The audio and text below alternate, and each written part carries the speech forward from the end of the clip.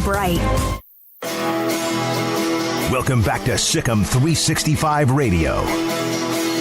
This is Paul Catalina's Top 5 at 5:55. Presented by Slapsticks Comedy Club. For ticket information, go to slapstickscomedy.com. All right.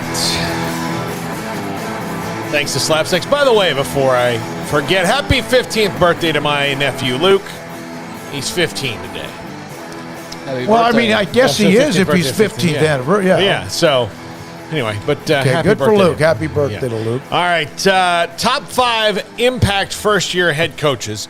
Guys I think will make an instant impact. And it may not be all of a sudden this team's a conference contender, but you're going to see good things from these coaches and different things for the teams in year one. Number 5, our good buddy Blake Anderson jumps from Arkansas State to Utah State, Hubbard, Texas native. Replaced Matt Wells, right? Yeah, and I think he'll, he replaced Gary Anderson. That's right. Yeah, that's right. So replace Gary Anderson. I think he'll make an instant impact there at Utah State, and I think Blake Anderson is a guy on the rise who will be at an FB. I'm not an FBS. He was at Baylor at one point, right? He's going to be at a Power 5 school soon. Yeah. And Hubbard, Texas, is like within an hour down the road east of Waco. We've had him on before. Of course, he went through the tragedy, lost his wife to battle of cancer. Inappropriate time for me to chuckle there. I was thinking of something else entirely in my mind. Sorry. He's a fiery guy, man. I think, and it's a pretty good place for him to be. Sorry, I was thinking of the last time we talked to him. He was none too happy about William Bradley King transferring to Baylor. And that was what popped in my head because that's the last time we've heard from him. And he was gracious about it, but he was not happy about it. He was funny about it. He was real funny about it. Number 4, Josh Heupel at Tennessee. I for one think Josh Heupel is a coach who can help Tennessee get their head out of their ass. I mean, and that's what's been going on there for 20 years now. Tennessee's head is squarely between its legs. I mean, that's where it is. Well, the last UCF what a coach description. I mean, Tennessee fans, am I wrong? No,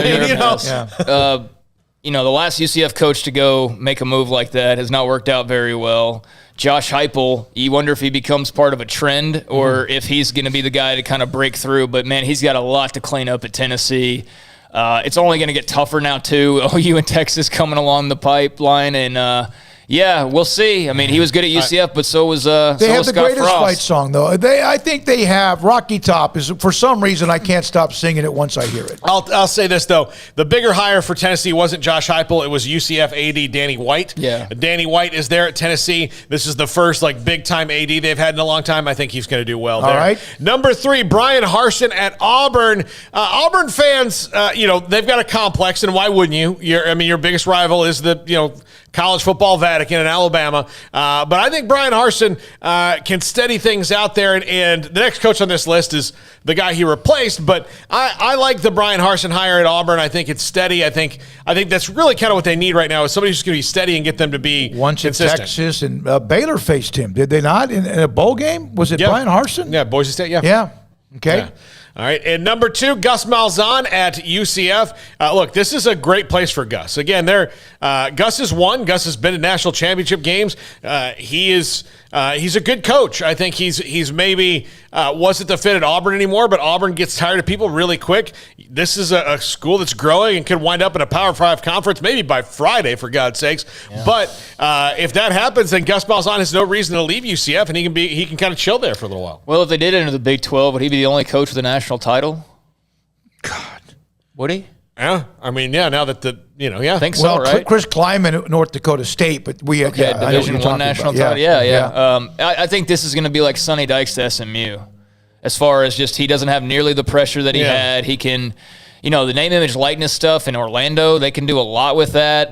UCF is an interesting team, and obviously the one coach after the other has gone there and had success. So I'd be surprised if Gus Malzahn was the one to go there and not have success. This is someone on the comeback trail where Frost and Heupel were on their way up, or at least we thought. All right. And another guy on the comeback trail, Steve Sarkisian at Texas, number 1. I think just on offensive principle alone, Texas is going to be a little bit better, or at least a little bit more consistent. They might wind up having a similar record to last year because they may not have what they need right now, but I think Texas better in year 1, at least looking forward with Steve Sarkisian.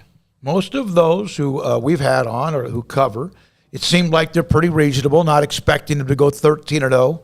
because the expectations in Austin can be nuts.